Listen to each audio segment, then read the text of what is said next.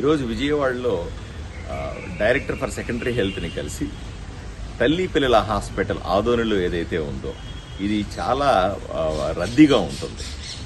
ఆదోనితో పాటుగా మంత్రాలయం, ఆలూరు, ఎమ్మిగనూరు, కర్ణాటక నుంచి కూడా సుమారుగా 250 కిలోమీటర్ల పరిధిలో చాలామంది పేషెంట్లు ఆదోని తల్లి పిల్లల హాస్పిటల్కి వస్తారు. సుమారుగా ప్రతి నెల 450 డెలివరీలు అవుతాయి. సర్జరీలు అవ్వడం కష్టంగా ఉంది. ఇప్పటికే విపరీతమైన రద్దీ వల్ల మధ్యాహ్నం పైన డెలివరీలు, సర్జరీలు చేయడం చాలా కష్టంగా ఉందని డాక్టర్లు చెప్తా ఉన్నారు. ఏదో కష్టపడి దాన్ని నడిపే ప్రయత్నం చేస్తా ఉన్నారు. అంతేకాకుండా ఉదాహరణకు కర్నూలులో పెద్ద హాస్పిటల్ ఉంది, తల్లి పిల్లల హాస్పిటల్ ఉంది.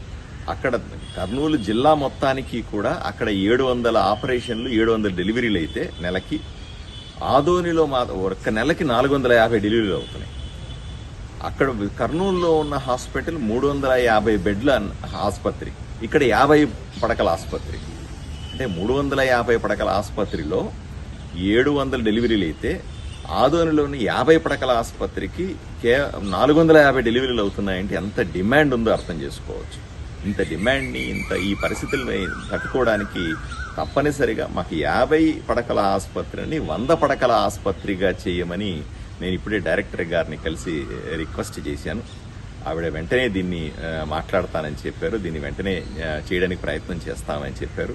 నేను ప్రభుత్వాన్ని ఇంతకుముందు కూడా మీకు తెలుసు, నేను అసెంబ్లీలో మాట్లాడినాను, జిల్లాకు సంబంధించిన సర్వసభ్య సమావేశంలో మంత్రులతో మాట్లాడినాను, కలెక్టర్తో మాట్లాడినాను.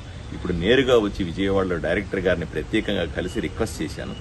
సో నాకు నమ్మకం ఉంది, రాబోయే రోజుల్లో ఆదోనిలోని తల్లి పడకల ఆసుపత్రిని పెద్ద ఎత్తున అభివృద్ధి చేసి ఆదోని కానీ ఆ చుట్టుపక్కల ప్రాంతాల తల్లుల రుణం తీర్చుకోవాలని కోరికగా ఉంది.